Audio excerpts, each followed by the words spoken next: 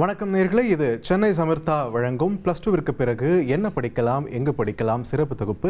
And இன்னைக்கு நம்ம கூட இணைஞ்சிருப்பது சென்னை சமர்த்தா கல்வி குழுமத்தின் நிர்வாக இயக்குனர் திரு பூமிநாதன் அவர்கள். வணக்கம் சார். வணக்கம் பார்த்திபன். தந்தையோடு இணைஞ்சதுக்கு மிக்க நன்றி. +2க்கு பிறகு ஒரு ப்ரொஃபஷ்னலாக நான் எந்த கோர்ஸ் படிக்கலான்றது எல்லா மாணவர்களுக்கும் இருக்கக்கூடிய ஒரு சந்தேகம் தான். இன்ஜினியரிங் போவாங்க, இல்லை மெடிக்கல் எடுக்கணும்னு ஆசைப்படுவாங்க, இல்லைனா ஆர்ட்ஸ் அண்ட் சயின்ஸ் இப்படி போகிறவங்களும் இருக்காங்க. இதை தாண்டி ஒரு தனித்துவமான கோர்ஸை நான் எடுக்கணும் அப்படின்னும் போது ஏவியேஷன் துறை அப்படின்றது அவங்க முன்னாடி வந்து நிற்குது. ஏவியேஷன் துறை வந்து மாணவர்களுக்கு எந்த மாதிரி ஒரு புதிய தொடக்கத்தை கொடுக்குது? ஆக்சுவலாக இன்றைக்கி ஏவியேஷன் துறை வந்து அபரிதமான வளர்ச்சி அடைஞ்சிருக்கு. எப்படி அப்படின்னு கேட்டால், உலகம் முழுக்கவே ஒவ்வொரு நாளும் ஏர்போர்ட் எண்ணிக்கை வளர்ந்துக்கிட்டே போகுது. சுருக்கமாக நம்ம இந்தியாவில் எடுத்துக்கிட்டோம்னா 10 வருஷத்துக்கு முன்னாடி 73 ஏர்போர்ட்டாக இருந்தது. இந்த கடந்த 10 ஆண்டுகளில் மட்டுமே 164 ஏர்போர்ட்டாக டபுள் மடங்கு இன்க்ரீஸ் ஆகிருக்கு. ஓகே, ஒரு ஏர்போர்ட் ஒன்று புதுசாக உருவாகுதுன்னா அதில் கிட்டத்தட்ட 5000லேருந்து 15000 மக்கள் வரைக்கும் புதுசாக வேலைக்கு தேவைப்படுறாங்க. ஸோ அடுத்த 5 ஆண்டுகளில் கவர்மெண்ட் ஆஃப் இந்தியாவுடைய கணக்குப்படி பார்த்திங்கன்னா இன்னும் 3.5 லட்சம் பேர் வேலைக்கு தேவை. ஏவியேஷன் படிப்பை முடித்த ஸ்கில்டு பர்சன் 3.5 லட்சம் பேர் அடுத்த 3 முதல் 5 ஆண்டுகளில் தேவை. அப்படின்னா இப்போ யார் ஏவியேஷன் கோர்ஸை தேர்ந்தெடுக்கிறாங்களோ அவங்களுக்கு ஒளிமயமான எதிர்காலம் இருக்குது. ஒரே ஒரு விஷயம், முக்கியமான விஷயம் என்னென்னா, எந்த இடத்துல படிக்கிறாங்க, எப்படி படிக்கிறாங்க, எவ்வளோ விஷயங்களை ப்ராக்டிக்கலாக கற்றுக்குறாங்க, இதையெல்லாம் பொறுத்து தான் அவங்களுடைய சேலரி, எப்போ வேலை, உடனே வேலை கிடைக்குதா அப்படிங்கிறதெல்லாம் முடிவாகும். சுருக்கமாக சொன்னால் இப்போது ஏவியேஷன் படிக்கிறவங்களுக்கு ரொம்ப ஒளிமயமான எதிர்காலம் காத்துட்ருக்கு. ரைட். எல்லாருமே இப்போ முதல் கேள்வியை வந்து ரீஃப்ரேஸ் பண்ணுறேன். எல்லாரும் வந்து மருத்துவம் படிக்கணும், பொறியியல் படிக்கணும்னு போயிட்டு இருக்கும்போது ஒரு 15 வருஷத்துக்கு முன்னாடி ஹோட்டல் மேனேஜ்மெண்ட் அப்படின்ற ஒரு துறையுடைய வீரியம், அதில் எவ்வளோ வாய்ப்புகள் குட்டி கிடக்கு அப்படின்ட்டு சென்னை சமர்த்தா மக்களுக்கு அறிமுகமாச்சு. அந்த லோகோவையும் யாரும் மறக்க மாட்டாங்க, ஸ்லோகனையும் யாரும் மறக்க மாட்டாங்க, அந்த ஆடையும் யாரும் மறக்க மாட்டாங்க. மனப்பாடமாக தெரியும் நம்ம ஆடியன்ஸ்க்கு சென்னை சமர்த்தா அப்படின்னா அடுத்த லைன் என்னன்னு தெரியும்.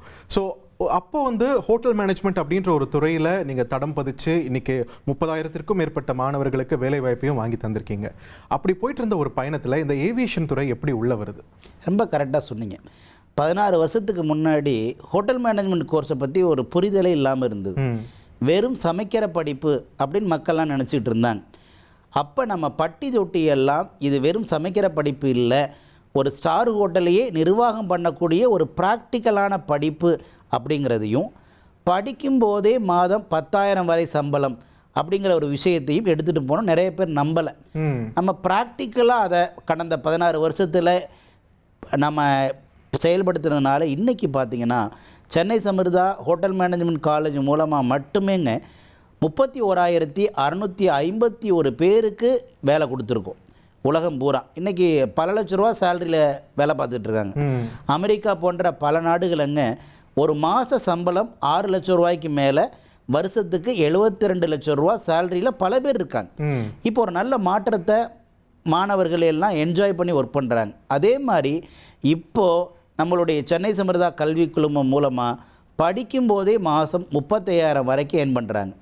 அன்னைக்கு எப்படி பட்டி தொட்டியெல்லாம் அந்த வேலை வாய்ப்பை க்ரியேட் பண்ணோமோ, அவேர்னஸை க்ரியேட் பண்ணோமோ, அதே மாதிரி தான் இன்றைக்கி ஏவியேஷன் ஃபீல்டை பற்றி நிறைய பேருக்கு நல்ல புரிதல் இல்லை.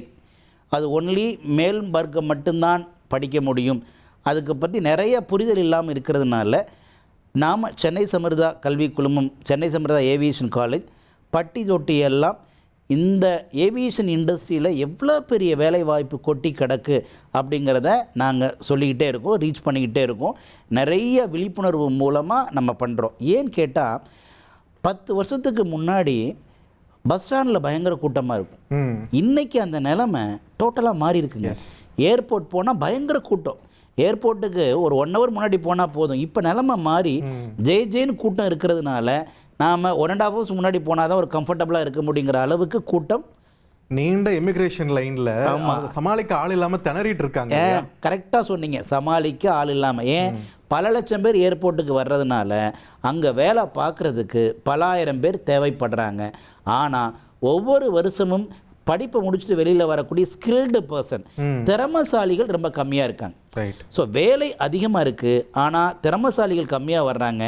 அந்த இண்டஸ்ட்ரி கேப்பை சரி பண்ணுறதுக்காகத்தான் சென்னை சமிர்தா ஏவியேஷன் கல்லூரி ஸ்டார்ட் பண்ணது. அதனுடைய நோக்கம் இப்போ நிறைவேறிட்டு இருக்கு. ரைட். இந்த புரிதலை ஆடியன்ஸ்க்கும் கொண்டு போகிறதுக்கு, மக்களுக்கும் கொண்டு போகிறதா இந்த நிகழ்ச்சியோட நோக்கமும் கூட. அந்த வகையில் முதல் காலர் நம்மோட இணைஞ்சிருக்காங்க. புதுக்கோட்டையிலிருந்து பாலாஜி நிகரார். வணக்கம் பாலாஜி, இணைப்பில் இருந்து மிக்க நன்றி. உங்கள் கேள்வியை சார்ட்ட கேட்கலாம். சார் வணக்கம் சார். என் மகன் +2 படிச்சுட்டு இருக்காப்ல. சரிங்க. காமர்ஸ் CA பண்ணிட்டு இருக்காரு. சரி. இதுக்கு மேல என்ன படிக்கலாம் சார்? காலேஜ் என்ன கோர்ஸ் படிச்சா என்ன, எப்படி படிக்கலாம்? இப்போ தான் அவர் +2 படிச்சுட்டு இருக்கார். ஸோ அதனால் காமர்ஸ் குரூப் எடுத்துருக்கிறாருன்னா அவருக்கு ஒண்டர்ஃபுல்லான ஒரு வாய்ப்பு. BBA airline and airport management, இந்த கோர்ஸில் அவருக்கு BBAல இடம் கிடச்சிதுனாங்க ஏர்போர்ட்டையே எப்படி மெயின்டைன் பண்ணுறது அப்படிங்கிறத பற்றி அவரால் ரொம்ப ப்ராக்டிக்கலாகவே தெரிஞ்சுக்க முடியும். சென்னை அமிர்தா ஏவியேஷன் காலேஜ் மாதிரியான கல்லூரியில் இடம் கிடச்சா மனப்பாடம் பண்ண வேண்டியதில்லை, ப்ராக்டிக்கலாகவே அவர் கற்றுக்க முடியும். அதனால் இப்போ அவர் +2 நல்லா படிக்க சொல்லுங்கள். அந்த ஆர்வத்தோடு அவர் முடிக்கும்போது அதுக்கு உண்டான கைடன்ஸ் உங்களுக்கு கிடைக்கும். ரைட். பாலாஜி, சாரோட பதில் உங்களுக்கு நிச்சயம் ஒரு வழிகாட்டுதல் அமைஞ்சிருக்கும் நம்புறேன். தொடர்ந்து இன்னொரு காலர் இணைஞ்சிருக்காங்க. திருப்பூர்ல இருந்து பிரியா இணைகிறாங்க. வணக்கம் பிரியா, தந்தை டிவியோட இணைஞ்சதுக்கு மிக்க நன்றி. உங்க கேள்வியை சார்ட்ட கேளுங்க.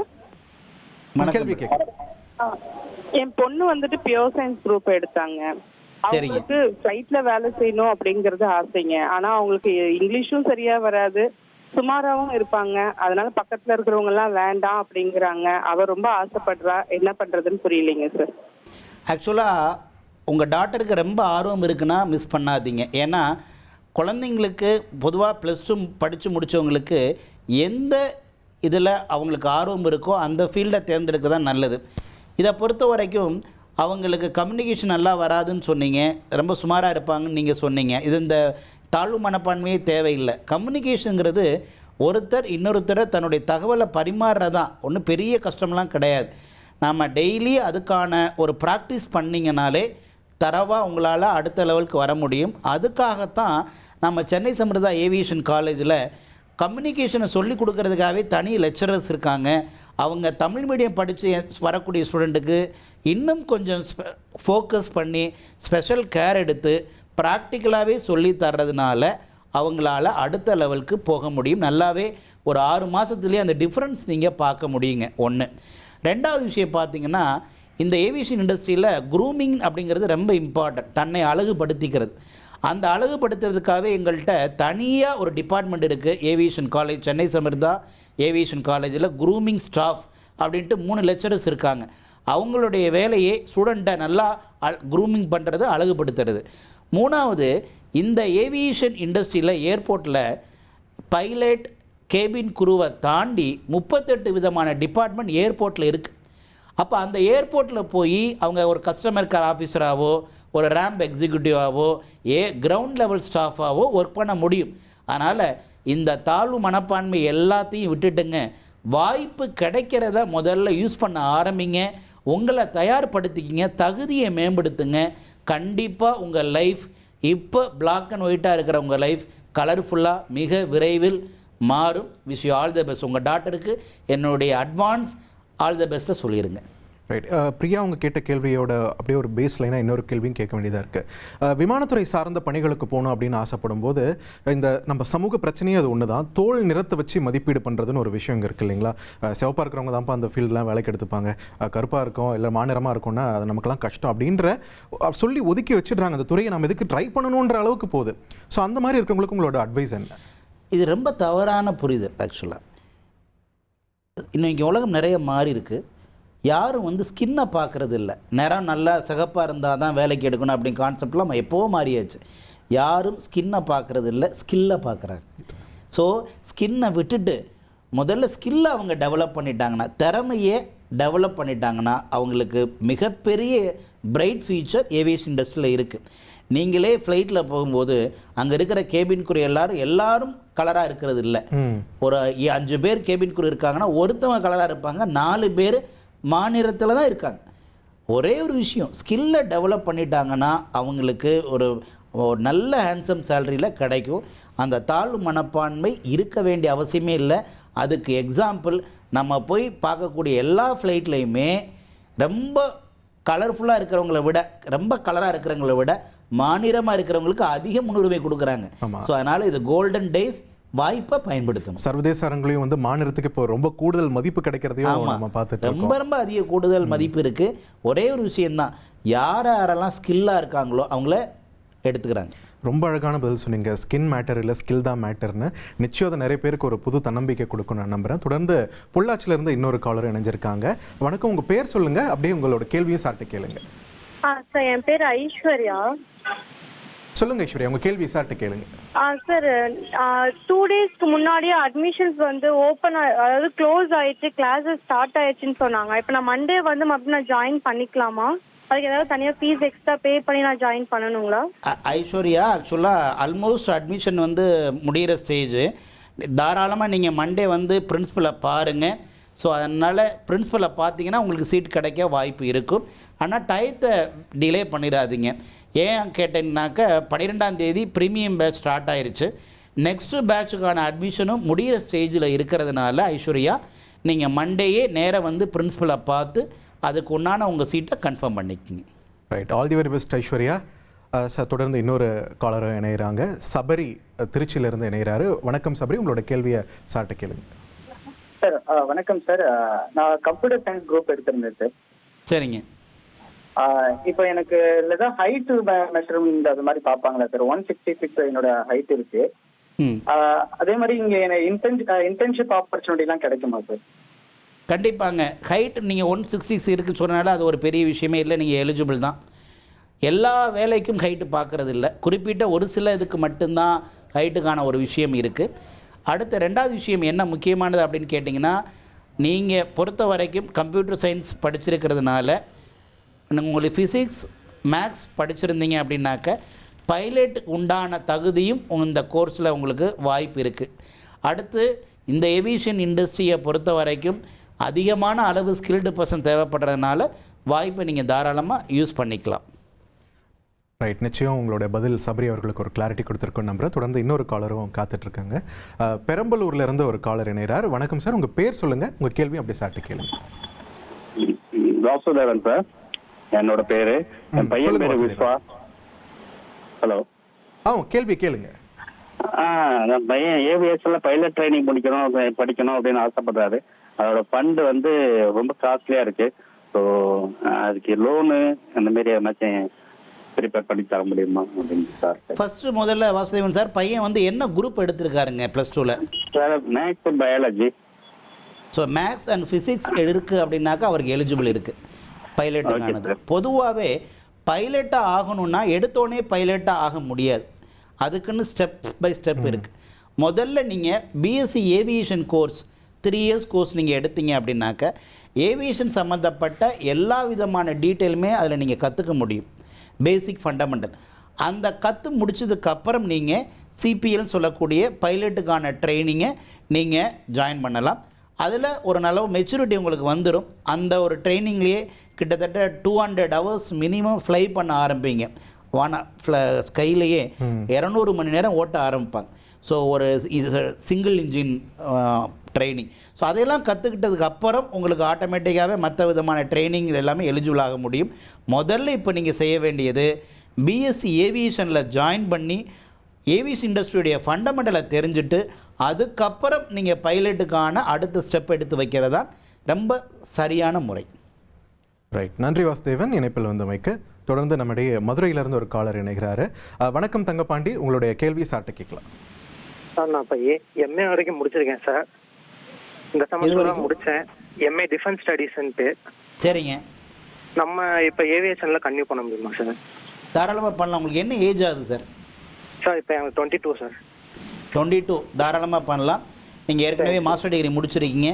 MBA in airline and airport மேனேஜ்மெண்ட்டுக்கான வாய்ப்பு இருக்குது. அந்த கோர்ஸை நீங்கள் எடுத்து படிச்சிங்க அப்படின்னாக்க ஏர்லைன் இண்டஸ்ட்ரியிலையும் ஏர்போர்ட்டை மேனேஜ்மெண்ட் பண்ணுறதுலையும் நீங்கள் ஒரு அடுத்த லெவலுக்கு போக முடியும். ஏற்கனவே நீங்கள் மாஸ்டர் டிகிரி முடிச்சிருக்கிறதுனால உங்களுக்கு ஒரு என்ன அட்வான்டேஜ் அப்படின்னு கேட்டால் கொஞ்சம் நல்ல மெச்சூரிட்டி இருக்கும்.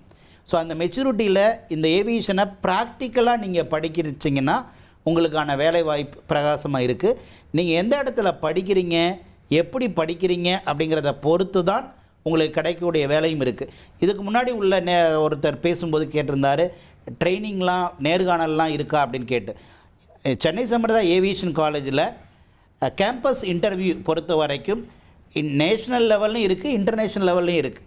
ஏன்னா நிறையா ஏர்லைனோட சென்னை சம்பிரதாய ஏவியேஷன் காலேஜுக்கு ஏற்கனவே MOU புரிந்துணர்வு ஒப்பந்தம் பண்ணியிருக்கிறதுனால அதன் மூலமாகவே அவங்களுக்கு நிறைய வாய்ப்பு கிடைக்கும். அவங்கள தயார்படுத்திக்க வேண்டியது ரொம்ப ரொம்ப இம்பார்ட்டன்ட். ரைட். உங்களுடைய கேள்விக்கு சரியான பதில் கிடைச்சிருக்கும் நான் நம்புகிறேன் தங்கபாண்டி. சார், இப்போது இந்த துறையை பொறுத்த வரைக்கும் இந்த ஸ்கின் பேஸ்டு ஒரு கன்சர்ன் இருக்குது அப்படின்றத பேசணும். அதே மாதிரி பாலின பாகுபாடு அப்படின்ற ஒரு விஷயம் யூனிவர்ஸ் மாதிரி இந்த கேபின் க்ரூவை பொறுத்த வரைக்கும் இருக்குது. பெண்களுக்கு மட்டும்தான் அதில் வேலை வாய்ப்பு கிடைக்கும், ஆண்களுக்கு கிடைக்காதுன்னு ஒரு புரிதல் இருக்குது. அது உண்மையா தவறா? இல்லை, மெஜாரிட்டி கேபின் குரூவுக்கு ப்ரியாரிட்டி இருக்கும், அதில் மாற்று கருத்து இல்லை. ஆனால் இப்போது ஆன் கேபின் குரூவும் நிறைய பேர் வந்துட்டாங்க. இப்போ நீங்கள் எந்த ஏர்லைன் போனாலும் சரி, மெஜாரிட்டி ஃபீமேல் தான் கேபின் குரூவாக இருக்காங்க. இப்போது சமீப காலமாக மேல் கேபின் குரூவுக்கும் வாய்ப்புகள் நிறைய கொடுக்க ஆரம்பிச்சிருக்கு. ஓகே. ஸோ ஆண்களும் அந்த துறையில் கண்டிப்பாக இருக்குது. பாருங்கள், இப்போ ஆண்கள் ஏக்கமாக இருக்கிற அளவுக்கு அந்த ஃபீல்டு மாறிடுச்சு. ஆண்களுக்கும் இப்போ வாய்ப்பு இருக்குது. ரைட். இப்போது சென்னை சமிர்தான் நம்ம பார்க்கும்போது இது சென்னையில் மட்டும் இருக்கக்கூடிய ஒரு நிறுவனமா, இல்லை தமிழகம் முழுக்க இருக்கக்கூடிய நிறுவனமா, இல்லை இன்னும் விஸ்தரிக்குதா? சென்னை சமிர்தாவோட கிளைகள் இப்போ எங்கெங்கெல்லாம் இருக்குது? சென்னை சமிர்தா அப்படிங்கிறது ஒரு இன்டர்நேஷ்னல் குழுமம். ஆக்சுவலாக Chennai Samirtha group of colleges. Chennai Samirtha இப்போ எங்கெங்கெல்லாம் இருக்குது அப்படின்னு கேட்டால் சென்னையில், Bangalore, Hyderabad, Vijayawada, Cochin, new Delhi. So pan India பூராமே சென்னை சமிர்தா கல்வி குழுமம் இருக்குது. இதுவரைக்கும் சென்னை சமிர்தா சவுத் இந்தியாவிலேயே நம்பர் 1 குழுமமாக இருந்தது. இனிமேல் பேன் இண்டியாவுடைய ஒரு கல்வி குழுமமாக மாறி இருக்கு. ஸோ டெல்லி வரைக்கும் சென்னை சமிர்தாவோட குரல் ஒலிக்க தொடங்கியிருக்கா? சுருக்கமாக சொன்னால் C2C, சென்னை டு கேபிட்டல்.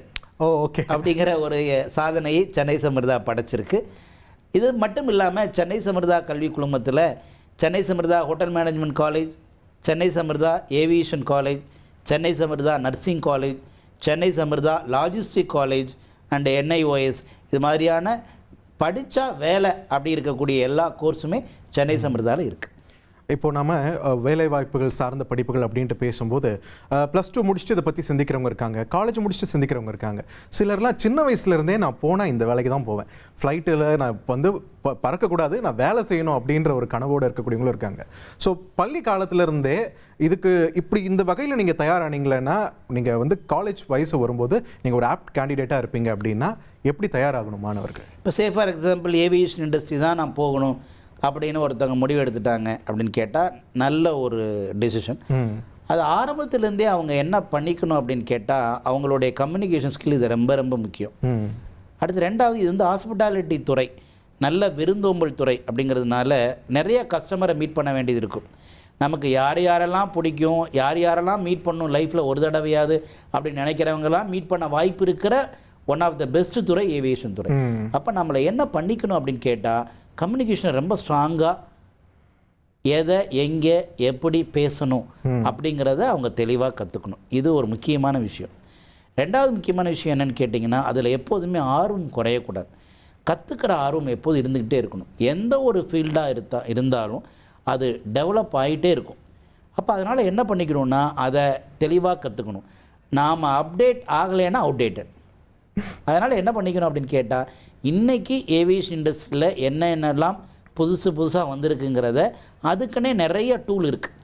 அந்த ஒரு டூலை பயன்படுத்தி, அந்த ஆப்ஸை பயன்படுத்தி அவங்க கூகுள் மூலமாகவோ அவங்க நேரடியாக ChatGPT மூலமாகவோ கற்றுக்க முடியும். அடுத்து இன்றைக்கி தவிர்க்க முடியாத ஒரு துறை அப்படின்னு பார்த்தீங்கன்னா ஆர்டிஃபிஷியல் இன்டெலிஜென்ஸ். ஒரு 10 பேர் பண்ணுற வேலையை AI மூலமாக ஈஸியாக நிறைய பேர் பண்ணிடுறாங்க. ஸோ அப்போ அந்த ஏஐலையும் அவங்களுக்கு ஒரு நல்ல ஒரு என்ன சொல்கிறது, அவங்கள ப்ராக்டிஸ் இருந்தால் வார்ம் வெல்கமாக இருக்கும். ஓகே. இது தவிர அவங்களுக்கு எந்த காலேஜில் படித்தா நல்ல வேலை கிடைக்குது அப்படிங்கிற ஒரு புரிதல் உணர்வும், ப்ராக்டிக்கலாக எங்கே நல்லா சொல்லி தர்றாங்க அப்படிங்கிறதையும் அவங்க தெளிவாக அனலைஸ் பண்ணி புரிஞ்சுக்கிட்டாங்க அப்படின்னாக்க அவங்களுக்கு ரொம்ப விருப்பமான ஏவியேஷன் இண்டஸ்ட்ரியில் வாய்ப்பு கிடைக்கும்போது மற்ற எல்லாரையும் விட இவங்க ஒரு மிகப்பெரிய அளவு ஸ்கோர் பண்ணுறதுக்கும் நல்ல ஒரு தன் திறமையை வெளிப்படுத்துறதுக்கும் வாய்ப்பு நிறையா இருக்குது. அவங்க பயன்படுத்திக்க முடியும். ரைட். இப்போது ஒரு விமானத்தை நம்ம அண்ணாந்து அதோட பிரம்மாண்டத்தை பார்ப்போம். விமானத்துறையும் அதே பிரம்மாண்டத்தோட தான் நம்ம பார்க்குறோம். ஸோ அந்த துறைக்கு சார்ந்து நம்ம படிக்கிறோம்னா அதோட கரிக்குலம் எப்படி இருக்குமோ அப்படின்ற ஒரு பயம் கண்டிப்பாக மாணவர்களுக்கும் இருக்கும், பெற்றோர்களுக்கும் இருக்கும். சென்னை சமர்த்தாவை பொறுத்த வரைக்கும் இந்த ஏவியேஷன் துறையில் கரிக்குலமை நீங்கள் எப்படி செட் பண்ணியிருக்கீங்க? ஆக்சுவலாங்க இந்த கேள்வி நிறைய பேருக்கு இருக்குது.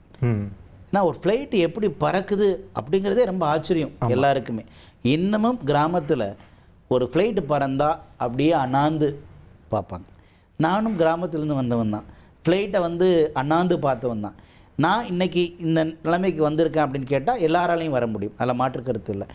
என்ன தேவை அப்படின்னு கேட்டால் அவங்க தெளிவாக புரிஞ்சுக்கணும், நிறைய ஹார்ட் ஒர்க் பண்ணணும். சக்ஸஸ்க்கு எதுவும் ஷார்ட் ஒர்க்கே கிடையாது, ஹார்ட் ஒர்க்கு தான். நாங்கள் கரிக்குலத்தில் என்ன பண்ணுறோம் அப்படின்னு கேட்டால் யூனிவர்சிட்டி கொடுக்கக்கூடிய சப்ஜெக்டை நாங்கள் தியரியாக நடத்துறது இல்லை, ப்ராக்டிக்கலாக எப்படி சொல்லித்தரோன்னா மற்ற இடங்கள்லாம் வெறும் ஒயிட் போர்டு தான் இருக்கும். ஒயிட் போர்டில் தான் என்ன பண்ணுவாங்க சொல்லித் தருவாங்க. சென்னை சமர்தா ஏவியேஷன் காலேஜ் டோட்டலாக இருந்து டிஃப்ரெண்ட். நாங்கள் எப்படி சொல்லித்தரோன்னா ஸ்மார்ட் போர்டு. ஓகே, என்ன ஸ்மார்ட் இன்ட்ராக்டிவ் போர்டு அப்படின்னு கேட்டிங்கன்னா இன்றைக்கி ஏவியேஷன் துறையில் என்ன புதுசாக வந்திருக்கு, என்ன புதுசாக கற்றுக்கணும், அந்த கரிக்குலத்தில் இருக்கக்கூடிய சப்ஜெக்டையே ப்ராக்டிக்கலாக எப்படி சொல்லித்தரதுங்கிறது ஏஐயை யூஸ் பண்ணி, ஆர்டிஃபிஷியல் இன்டெலிஜென்ஸ் யூஸ் பண்ணி நாங்கள் வீடியோவாக காட்டுறோம். அந்தந்த லாங்குவேஜில் வீடியோவை காட்டும்போது ஸ்டூடெண்ட்டால் என்ன பண்ணிக்க முடியுதுன்னா ஒரு தியரியை மனப்பாடம் பண்ணி படிக்கிறத விட எப்படி ஒரு படத்தை பார்த்தா ஒரு இம்பேக்ட் இருக்கும். எஸ், என்னதான் அந்த படத்தோட கதையை ஒரு புக்காக படிக்கிறதுக்கும் படமே பார்க்குறதுக்கும் எது இம்பேக்ட்டு? படமாக பார்க்குறோம். அந்த படமாக அவங்க லாங்குவேஜில் புரிகிற மாதிரி நாங்கள் சொல்லித்தர்றது எங்களுடைய சக்ஸஸுக்கு முதல் காரணம். ரெண்டாவது காரணம் என்னென்னு கேட்டிங்கன்னா ஒரு ஃப்ளைட்டே இயங்குகிற இன்ஜினை ரன்னிங் கண்டிஷனில் இருக்கக்கூடிய இன்ஜின் இருக்கிற இடம் நம்ம சென்னை சமர்தா ஏவியேஷன் காலேஜ். அந்த இன்ஜின் எப்படி இயங்குது அப்படிங்கிறத ப்ராக்டிக்கலாக நாங்கள் சொல்லித்தர்றோம். அப்படி ப்ராக்டிக்கலாக கலட்டி மாட்டுறதுனால நம்மளுடைய ஸ்டூடெண்ட்டுக்கு நம்ம ஏவியேஷன் காலேஜ் சென்னை சமர்தா ஏவியேஷன் காலேஜில் படிக்கிற ஸ்டூடெண்ட்டுக்கு நல்ல கான்ஃபிடென்ட் வருது. சுருக்கமாக சொன்னால் யூனிவர்சிட்டி கொடுக்கக்கூடிய கரிக்குலத்தை நம்ம அப்படியே தியரியாக நடத்துறது இல்லை, ப்ராக்டிக்கலாகவே சொல்லித்தரோம். அதனால் பசங்க மனப்பாடம் பண்ண வேண்டியது இல்லை, ஈஸியாக ப்ராக்டிக்கலாக கற்றுக்கிறாங்க. தொடர்ந்து நம்மோட ஒரு காலர் இணைஞ்சிருக்காரு சார். சென்னையிலேருந்து ரித்திகா அவர்கள் இணைகிறாங்க. வணக்கம் ரித்திகா, தந்திரியோடு இணைஞ்சதுக்கு மிக்க நன்றி. உங்கள் கேள்வியை சாப்பிட்டு கேட்கலாம். ரித்திகா லைனில் இருக்கீங்களா? ஹலோ, சொல்லுங்க சார். உங்க கேள்வி கேட்கலாம் ரித்திகா. சார், நான் இப்ப 12th படிச்சிட்டு இருக்கேன், சென்னையில இருந்து பேசுறேன். ஏவியேஷன்ல என்ன கோர்ஸ் எடுத்தா பெஸ்டா இருக்கலாம்? +2ல என்ன குரூப் எடுத்துறீங்க ரித்திகா? நான் ஸ்டாட்டிஸ்டிக்ஸ் வித் கம்ப்யூட்டர் சயின்ஸ்ல ஸ்டாட்டிஸ்டிக்ஸ் எடுத்திருக்கேன். அதில் ஃபிசிக்ஸ் மேக்ஸ் இருந்தது அப்படின்னாக்க நீங்கள் BSc aviation 3 year degree course எடுக்கலாம். ஃபிசிக்ஸ் மேக்ஸ் அதில் இருந்ததுங்களா நீங்கள் படித்ததில்ல? அப்போ உங்களுக்கான ரொம்ப ஆப்டான கோர்ஸ் பிஎஸ்சி ஏவியேஷன். இது 3 இயர் டிகிரி கோர்ஸ். இதனுடைய சர்டிஃபிகேஷன் வந்து அழகப்பா யூனிவர்சிட்டி மூலமாக கிடைக்கும், சென்னை சமர்தாவில் படித்தா. இதனுடைய பியூட்டி என்ன அப்படின்னு கேட்டிங்கன்னா பிஎஸ்சி ஏவியேஷன் ரித்திகா படிக்கும்போது ஏவியேஷன் சம்மந்தப்பட்ட டெக்னிக்கல் நான் டெக்னிக்கல் சம்மந்தப்பட்டது எல்லாமே நீங்கள் கற்றுக்குவீங்க. அப்படி கற்றுக்கிட்டதுனால ஏவியேஷனில் இருக்கக்கூடிய எல்லா டிபார்ட்மெண்ட்லேயும் ஒர்க் பண்ணுறதுக்கான தகுதி உங்களுக்கு கிடைக்கும். மேற்கொண்டு ஏடிசி மாதிரியான ஏர் டிராஃபிக் கண்ட்ரோலர் மாதிரியான பெரிய பதவிக்கு போகும்போது அதுக்குன்னு தனி எக்ஸாமினேஷன்ஸ் இருக்கும். பிஎஸ்சி ஏவியேஷன் படிச்சுட்டாலே உங்களுக்கான ஒரு ஃபண்டமெண்டல் எல்லாத்தையுமே நீங்கள் தெளிவாக தெரிஞ்சுக்க முடியும். ரைட், நன்றி ரித்திகா. இணைப்பில் வந்து உங்களோட கேள்விக்கு சாரோட பதில் உங்களுக்கு கண்டிப்பாக உபயோகமாக இருக்கும்னு நான் நம்புகிறேன். சார், ஏவியேஷன் துறையை பொறுத்த வரைக்கும் நான் படிக்கக்கூடிய காலகட்டத்தில் ஒரு 15 வருஷத்துக்கு முன்னாடி எனக்கு ஒரு நண்பர் இருந்தாங்க. கேபின் க்ரூ இதுக்கு பெங்களூரில் அவங்க படிச்சுட்டு இருந்தாங்க. அவங்க என்கிட்ட சொன்னது என்னென்னா ஃபீஸ் ஸ்ட்ரக்சர் வந்து ரொம்ப அதிகமாக இருக்கக்கூடிய ஒரு விஷயம். அந்த அவ்வளோ பெரிய ஃபீஸை கட்டிட்டு மாதம் செலவுக்குமே கூட பேரண்ட்ஸ் கையை எதிர்பார்த்துருக்க வேண்டிய ஒரு நிலையில் கொஞ்சம் கஷ்டமான ஒரு வாழ்க்கை மாதிரி தான் போயிட்டு இருந்தது ட்ரைனிங் பீரியடில். வேற சென்னை சமர்தாவை பொறுத்த வரைக்கும் நீங்கள் ஃபீஸ் ஸ்ட்ரக்சரையும் எல்லாருக்கும் சாத்தியமாகிற மாதிரி மாற்றி அமைச்சிருக்கீங்க. அதோடு சேர்ந்து படிக்கும்போதே 35,000 வரைக்கும் சம்பாதிக்கலாம் அப்படின்ற ஒரு விஷயத்தையும் சாத்தியப்படுத்திருக்கீங்க. இது சாத்தியமானது எப்படி? ஆக்சுவலாக சார், இப்போவும் பல இடங்களில் இந்த கோர்ஸோடைய ஃபீஸ் வந்து பல லட்சங்கள் இருக்குது. ஒரு வருஷத்துக்கே இந்த கோர்ஸை படிக்கணும் அப்படின்னு கேட்டால் நீங்கள் சொன்ன மாதிரி உங்கள் நண்பர் கேபின் குரூவுக்கு வந்து பல லட்ச ரூபா கட்டி படித்தது மாதிரி இன்றைக்கும் நிலைமை அப்படி தான் இருக்குது பல இடங்களில். இந்த பணத்தால் எந்த ஒரு மாணவனுடைய ஒரு எதிர்காலமும் பாதிக்கப்படக்கூடாது அப்படிங்கிற ஒரே காரணத்துக்காக சென்னை சமிர்தா ஏவியேஷன் காலேஜ் ஒரு ட்ரஸ்ட் மூலமாக நடத்துகிறோம். மீனாட்சி அம்மன் எஜுகேஷனல் ட்ரஸ்ட் மூலமாக நடத்துகிறோம். அந்த ட்ரஸ்ட் மூலமாக ஒவ்வொரு வருஷமும் நூற்றுக்கணக்கான மாணவர்களுக்கு இலவசமாகவே கல்வி கொடுக்குறோம். அது ஒரு வாய்ப்பு. ஓகே. ரெண்டாவது வாய்ப்பு பொறுத்த வரைக்கும் பார்த்தீங்கன்னா, நம்ம ஏவியேஷன் காலேஜில் ஒரு செமஸ்டர் ஃபீஸுங்கிறது சில ஆயிரங்களில் தான் இருக்கும். ஓகே. மற்ற காலேஜ் மாதிரி லட்சத்தில் கிடையாது. ஏன் 1000 இருக்குது அப்படின்னு கேட்டால், அப்போ தான் எல்லா மாணவர்களும் படிக்க முடியும் அப்படிங்கிறது ஒரு முக்கியமான காரணம். அடுத்து ரொம்ப முக்கியமானது என்னென்னா, அந்த பணத்தை ஸ்டூடெண்ட்டே பேரண்ட்டை வந்து கஷ்டப்படுத்தாமல் அல்லது பொருளாதார ரீதியாக பாதிப்பில் இருக்காங்கன்னா அவங்களுக்கு ஒரு ஹெல்ப் பண்ணுறதுக்காக நாங்கள் என்ன பண்ணுறோன்னா, படிக்கும்போதே பார்ட் டைம் ஜாப் ஏற்கனவே ஹோட்டல் மேனேஜ்மெண்ட்டில் நாம் இன்ட்ரோடியூஸ் பண்ணி எவ்ரி இயர் ஒரு 3000 பேராவது காலையில் காலேஜுக்கு வருவாங்க, ஈவினிங் ஆனால் ஸ்டார் ஹோட்டல்லையும் மற்ற ஹோட்டல்லையும் போய் ஒர்க் பண்ணுவாங்க. அதன் மூலமாக மந்த்லி 35,000 வரைக்கும் இப்போ ஏர்ன் பண்ணி லைஃப்பை நல்லாவே என்ன பண்ணுறாங்க, அவங்க செலவை அவங்களே பார்த்துக்கிறாங்க, வீட்டுக்கும் பணம் அனுப்புகிறாங்க. இது ஹோட்டல் மேனேஜ்மெண்ட்டில். ஏவியேஷனில் இது வரைக்குமே எந்த ஒரு ஏவியேஷன் காலேஜும் படிக்கும்போதே பார்ட் டைம் ஜாப் அப்படின்னு கொடுக்கல. அவருடைய வாய்ப்பு இல்லாத ஒரு நிலைமையாக இருந்தது. அதை இப்போது நம்ம சென்னை சமிர்தா ஏவியேஷன் காலேஜ் மாற்றிருக்கு. எப்படி மாற்றிருக்குன்னு பார்த்தீங்கன்னா, இப்போ நம்மகிட்ட படிக்கிற பல மாணவர்கள் யாருக்கெல்லாம் பொருளாதார ரீதியாக ஹெல்ப் தேவைப்படுதோ அவங்களுக்கு நாம் மாதம் 35,000 வரைக்கும் பார்ட் டைமாக மட்டுமே சம்பாதிக்கக்கூடிய வாய்ப்பை நம்ம இப்போ கொடுத்துருக்கோம். நம்ம சென்னை சமிர்தா ஏவியேஷன் காலேஜில் அது மாதிரி பல நூற்றுக்கணக்கான மாணவர்கள் ஏவியேஷன் இண்டஸ்ட்ரியிலேயே பார்ட் டைம் ஜாபில் ஒர்க் பண்ணுறாங்க, ஏர்போர்ட்லேயே ஒர்க் பண்ணுறாங்க, சில கார்ப்பரேட் கம்பெனிஸில் ஒர்க் பண்ணுறாங்க, டூரிசம் டிபார்ட்மெண்ட்டில் ஒர்க் பண்ணுறாங்க, டிக்கெட் புக்கிங்கில் ஒர்க் பண்ணுறாங்க. ஸோ இதன் மூலமாக அவங்க செலவை அவங்களே பார்த்துக்கிறாங்க. அது மட்டும் இல்லாமல் வீட்டுக்கும் பணம் அனுப்புகிறாங்க. இது அவங்க லைஃப்லேயே இது ஒரு டேர்னிங் பாயிண்ட்டாக இருக்குது. என்னுடைய நோக்கமும் கூட, நானும் இந்த ஒரு கிராமத்திலேருந்து வந்த ஒரு பையங்கிறனால ஒரு பொருளாதார ரீதியாக பாதிக்கப்பட்டால் படிப்பு எவ்வளோ தடைப்படுங்கிறது நானே ஒரு எக்ஸாம்பிள். பொருளாதார ரீதியாக நான் கஷ்டப்பட்டு என்னுடைய படிப்பெல்லாம் ஒரு மாதத்தில் 10 நாள் ஹாஸ்டல் ஃபீஸ் கட்ட முடியாமல் நான் ஊருக்கு வந்துடுவேன். அண்ணன் ரெடி பண்ணி பணம் கொடுத்ததுக்கப்புறம் நான் போய் கட்டுவேன்.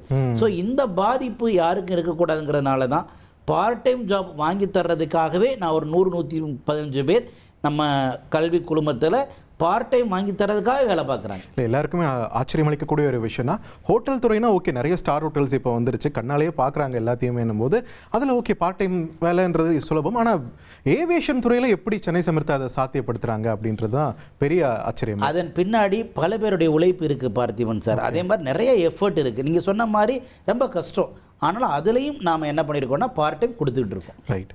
தொடர்ந்து நம்முடைய ஒரு காலர் இணைஞ்சிருக்காங்க, காஞ்சிபுரத்திலிருந்து திரு லக்ஷ்மணன் அவர்கள்.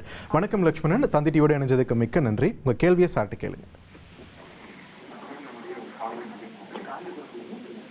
சொல்லுங்க லக்ஷ்மணன், உங்கள் கேள்வியை கேட்கலாம். ஹலோ சார், நான் 10th முடிச்சேன் சார். சரிங்க. 10th முடிச்சுட்டு நான் டிப்ளமோ சேர்ந்தேன் சார். டிப்ளமோ எதில் படிச்சீங்க? டிப்ளமோ மெக்கானிக்கல் இங்கே படித்தேன் சார். சரிங்க. நெக்ஸ்ட் என்ன படிக்கலாம்னு டவுட்டாக இருக்கு சார். நீங்கள் 10th முடிச்சுட்டு டிப்ளமா இன் மெக்கானிக்கல் முடிச்சிருக்கீங்க அப்படின்னா உங்களுக்கு டிப்ளமா கோர்ஸ் இன் ஏவியேஷனில் வேரியஸ் கோர்ஸ் இருக்குது. Diploma in airline operation, diploma in airport மேனேஜ்மெண்ட்லாம் இருக்குது. அதை நீங்கள் முதல்ல ஒரு இன்டர்வியூ அட்டன் பண்ணிங்கன்னா உங்களுடைய கேலிபருக்கு ஏற்ற மாதிரி உங்களுடைய எந்த கோர்ஸில் நீங்கள் படித்தா ஒரு நல்ல எதிர்காலம் இருக்குங்கிறத பிரின்சிபல் அனலைஸ் பண்ணிவிட்டு உங்களுக்கான வாய்ப்பை தருவாங்க. ரைட். உங்களோட கேள்விக்கு நல்ல ஒரு பதில் கிடைச்சிருக்குன்னு நான் நம்புகிறேன் லக்ஷ்மணன் சார். இப்போது இந்த துறையை பொறுத்த வரைக்கும் எல்லாருக்கும் இருக்கக்கூடிய ஒரு கேள்வி என்னென்னா, இந்த ஆக்சசபிலிட்டி, இது அணுகிறது அப்படின்றது பெருநகரங்களில் வசிக்கக்கூடியவர்களுக்கான ஒரு துறை. அவங்க மட்டும்தான் இதை ஆக்சஸ் பண்ண முடியுன்ற ஒரு நம்பிக்கை நிறைய சாமானிய மக்களுக்கு இருக்குது. ஸோ எந்த அளவுக்கு வேரூன்றி இருக்குது சென்னை சமிர்தா இதை நீக்கிறதுக்கு, எல்லா தரப்பு மக்களையும் உள்ளே இழுக்கிறதுக்கு சென்னை சமிர்தா மேற்கொள்ளக்கூடிய பணிகள் என்ன? ஆக்சுவலாக அவங்களாம் பண்ண வேண்டியது ஒரே சிம்பிளான ஒரே ஒரு விஷயம், அந்த திரையில் ஸ்க்ரீனில் தெரிகிற நம்பரை கால் பண்ணுறது மட்டும்தான். இது ஒன்றும் எட்டாத கனி இல்லை. ஒரு சில பேருக்கு மட்டும்தான் பயங்கர இன்ஃப்ளூயன்ஸ் இருக்கிறவங்களுக்கு மட்டும்தான் இந்த துறை, அப்படிலாம் இல்லை. அந்த காலம்லாம் மாறிடுச்சு. அவங்க பண்ண வேண்டிய ஒரே ஒரு விஷயம், அந்த நம்பருக்கு ஃபோன் பண்ணணும். ஃபோன் பண்ணிட்டாங்கன்னா ஆட்டோமேட்டிக்காகவே நம்மளுடைய அட்மிஷன் ஆஃபீஸர்ஸ் இருக்காங்க, ஸ்டூடெண்ட்டுக்கு கைட் பண்ணுற ஆஃபீஸர், ஸ்டூடெண்ட் கேர் ஆஃபீஸர்ஸ் இருக்காங்க. அவங்க என்ன பண்ணுவாங்கன்னா கைட் பண்ணிக்குவாங்க. அவங்க பண்ண வேண்டியது இந்த நம்பருக்கு கால் பண்ணிவிட்டு ஸ்டூடெண்ட் கேர் ஆஃபீஸர் சொல்லக்கூடிய கைடன்ஸ் படி நேராக வந்து பார்த்துட்டாங்கன்னா நம்மளுடைய பிரின்சிபல் அவங்களுக்கு ஹெல்ப் பண்ணி தருவாங்க. அது மட்டும் இல்லாமல் சென்னை சம்பிரதாயில் ஒர்க் பண்ணுறவங்கள ஒரு பெரிய பியூட்டி என்னென்னா நிறைய எக்ஸ்பீரியன்ஸான லெக்சரர், ஓகே, பிஹெச்டி முடித்தவங்க, ஏவியேஷன்லேயே டாக்டரேட் முடித்தவங்க, கேப்டனாகவே ஏர்லைன்ஸில் பல வருஷம் ஒர்க் பண்ணுவாங்க, 5000 ஹவருக்கு மேலே எக்ஸ்பீரியன்ஸ் இருக்கிற நிறைய பேர் இருக்காங்க, ஃப்ளையிங் ஹவர்ஸ். ஸோ அவங்களாம் பார்த்தீங்கன்னாக்க சில டெக்னிக்கல் பர்சன்லாம் ஃப்ளைட்டோட இன்ஜினியை கழட்டி மாட்டுறவங்க. அந்த மாதிரி ஸ்கில்டு ஓரியன்டாக நிறைய லெக்சரர்ஸ் நம்மக்கிட்ட இருக்கிறதுனால அவங்க கரெக்டாக அவங்கள கண்ணும் கருத்துமாக சொல்லி தர்றதுனால அவங்கள்ட்ட அவங்க கற்றுக்கும் போது கண்டிப்பாக இந்த ஃபீல்டில் அடுத்த உயரத்துக்கு வர முடியும். அதனால் எட்டாத கனி இல்லை. இந்த நம்பருக்கு கால் பண்ணுங்கள், செயல்படுங்க, நேராக வந்து பாருங்கள், வாய்ப்பை பயன்படுத்துங்க. ரைட், இது ஒரு எல்லாருக்குமான துறை அப்படின்றது நீங்கள் அழகாக சொல்லிட்டீங்க. மாணவர்கள் ஆர்வத்தோடு இதை அப்ரோச் பண்ணுறதுக்கு ரெடியாக இருக்காங்க அப்படின்ற பட்சத்தில் பெற்றவங்களுக்கு ஒரு பயம் வரும் இல்லையா? இது ஒரு வித்தியாசமான துறையாக இருக்குது, எல்லாரும் சாதாரணமாக போகிற துறையாக கிடையாது, வேலை வாய்ப்பு எப்படி இருக்குமோ, ஏன்னா ஒரு 4-5 ஏர்லைன்ஸ் தான் இப்போ இந்தியாவில் இருக்குது அப்படின்னும் போது ஒரு பயம் உங்களுக்கு ஆட்டோமேட்டிக்காக வந்துடுது, வேலை கிடைக்குமா கிடைக்காதா அப்படின்றது. வேலை வாய்ப்பை பொறுத்த வரைக்கும் சென்னை சமரத்தை ஏற்படுத்தி தரக்கூடிய வாய்ப்புகள் என்னென்ன? ஆக்சுவலாக சார், இப்போ இந்தியாவில் எடுத்துக்கிட்டிங்கன்னா 4-5 ஏர்லைன்ஸு சொன்னீங்க. ஆனால் அந்த ஒரு ஏர்லைன்ஸ்லேயே எவ்வளோ ஃப்ளைட்டு ஓடுது அப்படின்னு பார்த்தீங்கன்னா ஆயிரக்கணக்கான ஃப்ளைட்டு ஓடுது. ஏர்லைன்ஸ் கம்மி, விமான நிலையங்கள் ரொம்ப அதிகமாக இருக்குது. விமான நிலையங்கள் ரொம்ப அதிகமாக இருக்குது, விமானங்கள் ரொம்ப அதிகமாக இருக்குது. சென்னை ஏர்போர்ட்டில் மட்டுமே சார் ஒரு நாளைக்கு 300 சொச்சம் ஃப்ளைட் வந்து இறங்குது. ஒரு ஃப்ளைட் வந்து இறங்குனா நேரடியாகவும் மறைமுகமாகவும் 120லேருந்து 160 பேர் தேவைப்படுறாங்க. அந்த ஃப்ளைட்டை 45 நிமிஷத்துக்குள்ளே ரெடியாகி டேக் ஆஃப் பண்ண வைக்க ஒரு ஃப்ளைட்டுக்கு ஓகே. நீங்கள் ஃப்ளைட்டு வந்து இறங்கணுன்னே நீங்கள் பார்ப்பீங்க, ஒரு பரபரப்பாக என்ன பண்ணுவாங்கன்னா ஒருத்தவங்க டயரை செக் பண்ணுவாங்க, ஒருத்தவங்க ஃபியூல் போடுவாங்க, இன்னொருத்தவங்க அடுத்தது லெவலில் இருக்கிறவங்களெல்லாம் வெளியே அனுப்பிட்டு க்ளீன் பண்ணி உள்ளே கொண்டு வர வைப்பாங்க. இன்னொருத்தவங்க பார்த்தீங்கன்னாக்க இன்ஜினை கரெக்டாக இருக்கான்னு பார்ப்பாங்க, லோடு பேக்கேஜ் வந்து நம்மளுடைய லோடு வெயிட் கரெக்டாக லெஃப்ட் சைட் ரைட் சைடு ரெண்டும் ஈக்குவலாக இருக்கான்னு பார்ப்பாங்க. இது மாதிரி பல பேர் ஒரு ஃப்ளைட், அதே மாதிரி ஃப்ளைட்டை வந்து இறங்கின உடனேயே அந்த ஃப்ளைட்டை தள்ளி பின்னாடி போய் அதுக்கப்புறம் பறக்க ஆரம்பிக்கும். அதுக்கெல்லாம் ரேம்ப் எக்ஸிக்யூட்டிவ்னு சொல்லுவாங்க. இது மாதிரி ஒரு ஃப்ளைட் வந்து இறங்கின உடனேயே அதை அடுத்த 45 நிமிஷத்தில் ரெடி பண்ணுறதுக்கு கிட்டத்தட்ட 140 பேருக்கு மேலே தேவைப்படுறாங்க. ஒரு நாளைக்கு மட்டுமே நம்மளுடைய சென்னை ஏர்போர்ட்டில் மட்டும் 350 ஃப்ளைட் வந்து இறங்குது. அப்போது சென்னை ஏர்போர்ட்டில் மட்டுமே எவ்வளோ பேர் வேலை பார்ப்பாங்கன்னு நினைக்கிறீங்க? நான் நம்பர் ஒன்று சொல்வேன், நீங்கள் அதை விட 10 மடங்காக ஒரு நம்பர் சொல்லி கிட்டத்தட்ட 11,500 பேர் பெர்மனன்ட் எம்ப்ளாய். நான் வந்து ஒரு 500ன்ற ரேஞ்சில் தான் நான் நினச்சிட்டு இருந்தேன். 11,500 பேர். அதே மாதிரி பார்த்தீங்கன்னா இந்தியா முழுக்க 173 174 ஏர்போர்ட்டுன்னா சாதாரண விஷயம் இல்லை, பல லட்சம் பேர் வேலை பார்க்குறாங்க. ஸோ அதனால் இந்த ஃபீல்டு இருக்க பயங்கர டிமாண்டான ஃபீல்டு. ஒரு காலத்தில் ஃப்ளைட்டில் பயணம் பண்ணுறது யோசிச்சாங்க, காரணம் ரொம்ப செலவு அதிகமாக இருக்கும், அடுத்து சேஃப்டி. இன்றைக்கி பணமும் ரொம்ப கம்மியாக இருக்குது. இருக்கிற டிரான்ஸ்போர்ட்லேயே 99.9% சேஃப்டியான ஒரு ட்ராவல் அப்படின்னா ஃப்ளைட் தான். ரைட். அப்போ அதனால் யாருக்குமே பயம் இல்லை. அதே மாதிரி செலவும் ஃப்ளைட்டோட டிக்கெட்டும் ஓரளவு காமனாக இருக்குது, ஓரளவு அக்சஸபிளாக இருக்குது. அதனால் டைமு ரொம்ப மிச்சமாகுது. கிட்டத்தட்ட பை ரோட்வேயில் ஒரு 7 மணி நேரம் போக வேண்டிய வேலையை 1 ஹவர்லேயே இது என்ன பண்ணிடுது, முடிச்சிருது, ரீச் பண்ண குடிச்சிருது. அதனால் இன்றைக்கி ஏர்லைன் இண்டஸ்ட்ரி மற்ற டிபார்ட்மெண்ட்டை விட ஏர்லைன் இண்டஸ்ட்ரி ஜெட் வேகத்தில் க்ரோத்தில் இருக்கிறதுனால எந்த ஒரு பேரண்ட்டுக்கும் இதை பற்றி யோசிக்க வேண்டியதே இல்லை. இந்த இண்டஸ்ட்ரியில் உங்கள் பையனுக்கோ பொண்ணுக்கோ வாய்ப்பு கிடைச்சிட்டா அவங்க லைஃப் இன்றைக்கி பிளாக் அண்ட் ஒயிட்டாக இருக்கிறது கலர்ஃபுல்லாக மாறுங்கிறதுல எந்த தயக்கமும் பட வேண்டியதில்லை. இன்னொன்று, அது ஒரு ப்ரைடுங்க. ஏர்போர்ட்டில் போய் வேலை பார்க்குறோம் அப்படின்னாலே அதுவே ஒரு பெருமை, அது ஒரு ப்ரைடு. நுரையிற துறையிலெல்லாம் தமிழர்கள் சாதனை படைப்பாங்க. இதுலேயும் தமிழர்களோட தடம் ரொம்பவே அழுத்தமாக பதிக்கணும் அப்படின்றதுல சென்னை சமிர்தாவோட பங்கு எந்த அளவுக்கு மகத்தானதாக போயிட்டு இருக்குன்றது உங்களோட பதிலிருந்து என்னால் புரிஞ்சிக்க முடியுது. ரைட், தொடர்ந்து ஒரு காலரும் இணைகிறாங்க.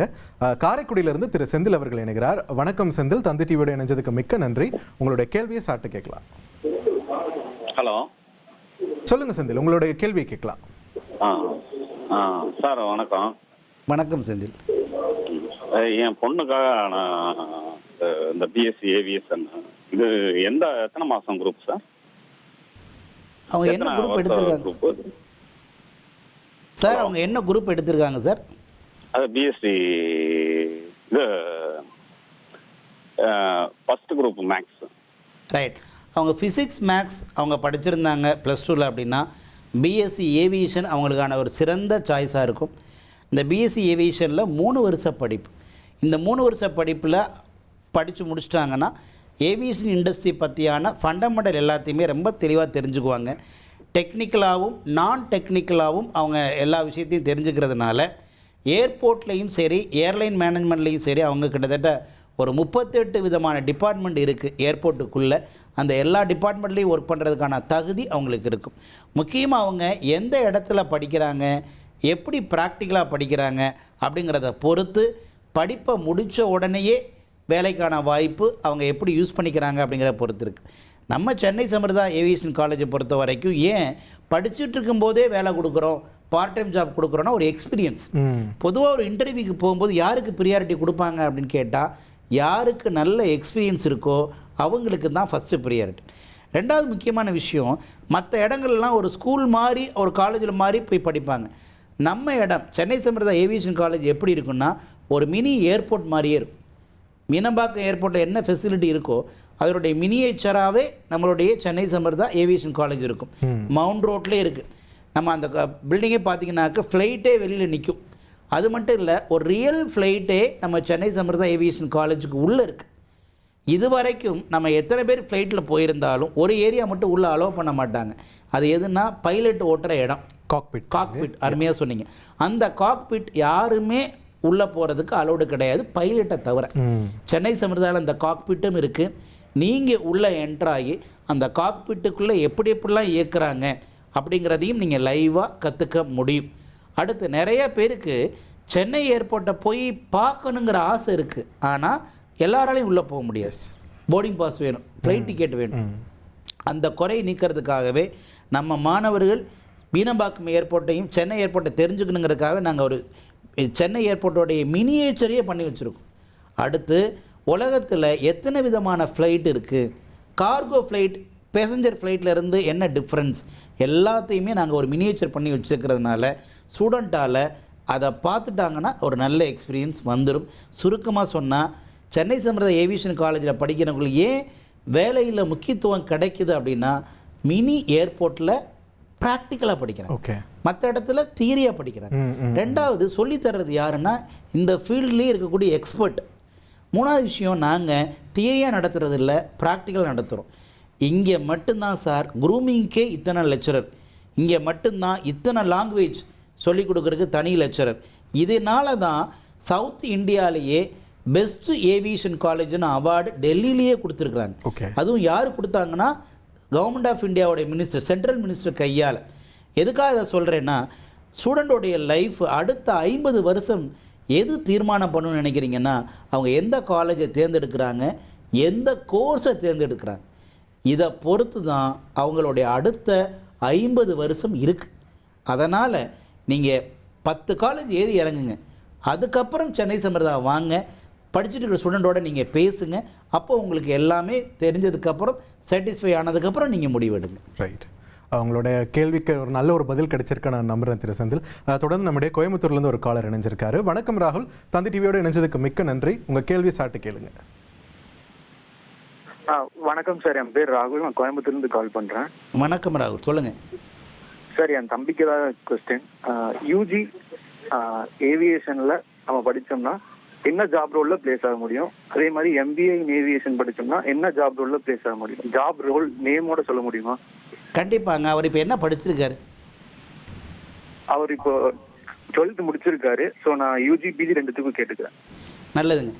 ஃபஸ்ட்டு முதல்ல ஒரு விஷயம், அவர் +2 முடிச்சிருக்கிறாரு, ஏவியேஷன் ஃபீல்டில் அவர் டிகிரி முடிச்சிட்டாரு அப்படின்னாக்கா அவருக்கு எங்கெங்கெல்லாம் வாய்ப்பு இருக்குது அப்படின்னா எல்லாருக்கும் காமனாக தெரிஞ்ச பைலட், கேபின் குரூ அப்படிங்கிறத தாண்டி நிறைய வேலை வாய்ப்புகள் இருக்குது.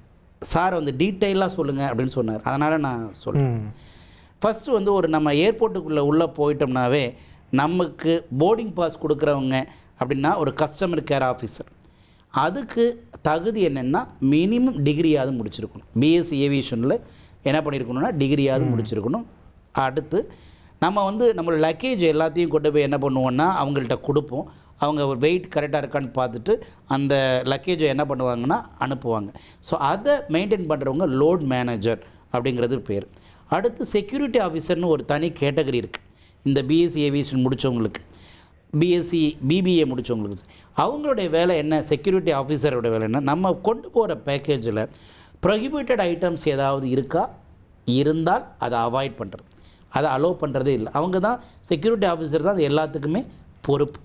அதுக்கடுத்து பார்த்திங்கனாக்க நம்ம லக்கேஜ் உள்ளே போனதுக்கப்புறம் அந்த லக்கேஜை ஃப்ளைட்டில் நமக்கு ஈக்குவலாக நமக்கு வெயிட் மேனேஜ் பண்ணுறவங்க லோட் மேனேஜர்னு பேர். 2 சைடும் ஈக்குவலாக இருக்கணும். ஏன்னா ஃப்ளைட்டு பறக்கும்போது சார் ஒரு சைடு மட்டும் வெயிட் அதிகமாகிடுச்சு அப்படின்னு கேட்டால் அதனுடைய எஃபிஷியன்சி குறைஞ்சிரும், பறக்க ஒரு ரொம்ப டிஃபிகல்ட் இருக்குது.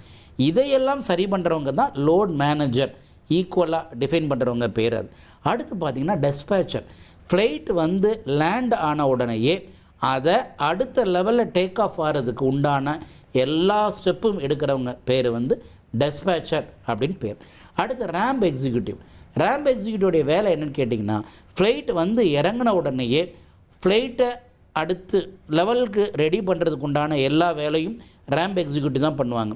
ஃப்ளைட் உடனே கிளம்ப போகுதுன்னா முதல்ல என்ன பண்ணுவாங்கன்னா ஒரு பெரிய இன்ஜின் வச்சு அதை பின்னோக்கி தள்ளுவாங்க.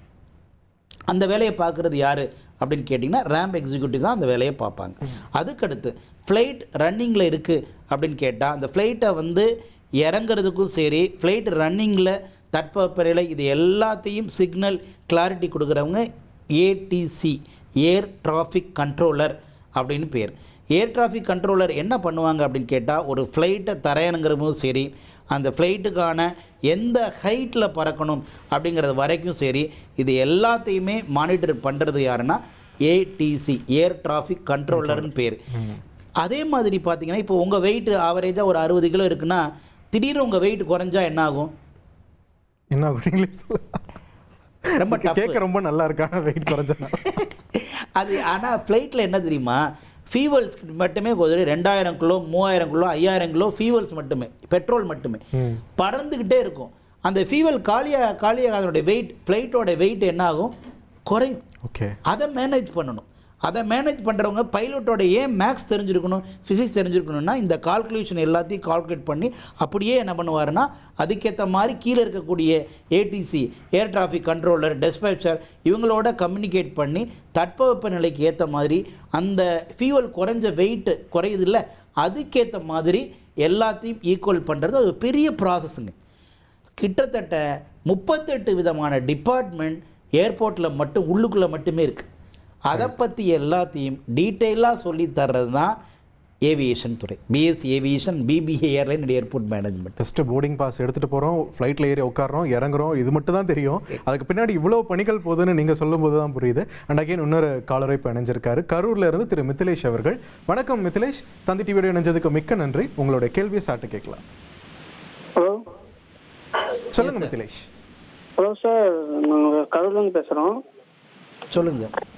இந்த 12th அக்கௌண்ட்ஸ் படிக்கிறேன், இது வந்து என்ன வேலை எடுக்க நல்லாயிருக்கும் சார்? நீங்கள் இப்போ அக்கௌண்ட்ஸ் படிக்கிறீங்கன்னா படிச்சுட்ருக்கீங்கன்னு சொன்னீங்க, படித்து முடிச்சதுக்கப்புறம் நீங்கள் ஏவியேஷன் இண்டஸ்ட்ரியில் வரணும்னு நினச்சிங்கன்னா உங்களுக்கு BBA airline and airport management அப்படிங்கிறது ஒரு மிகப்பெரிய நல்ல ஒரு எதிர்காலம் தரக்கூடிய ஒரு கோர்ஸ். அதில் வந்து நிறையா டெக்னிக்கல் இருக்காது, முழுக்க மேனேஜ்மெண்ட் ஓரியன்ட் தான். நீங்கள் என்ன பண்ணலாம், ரொம்ப லைஃப்பை என்ஜாய் பண்ணியே படிக்கலாம். சரியான இடத்துலையும் ப்ராக்டிக்கலாகவும் நீங்கள் படிச்சிட்டிங்கன்னா உங்கள் ஃபீல்டில் நீங்கள் ஒரு பெரிய லெவலில் ஜெயிக்கவும் முடியும். ரைட், உங்களோட கேள்விக்கு ஒரு சரியான ஒரு பதில் கிடைச்சிருக்கோம் நான் நம்புகிறேன் மித்திலேஷ். இணைப்பில் இருந்த மிக்க நன்றி சார். இதோட நாம் கிளம்ப வேண்டிய நேரமும் வந்துருச்சு. இவ்வளவு நேரம் எங்களோட இணைஞ்சு நிறைய கேள்விகளுக்கு அழகழகான பதில்களை சொல்லியிருந்தீங்க. மிக்க நன்றி. மிக்க நன்றி பார்த்திபன். தேங்க்யூ.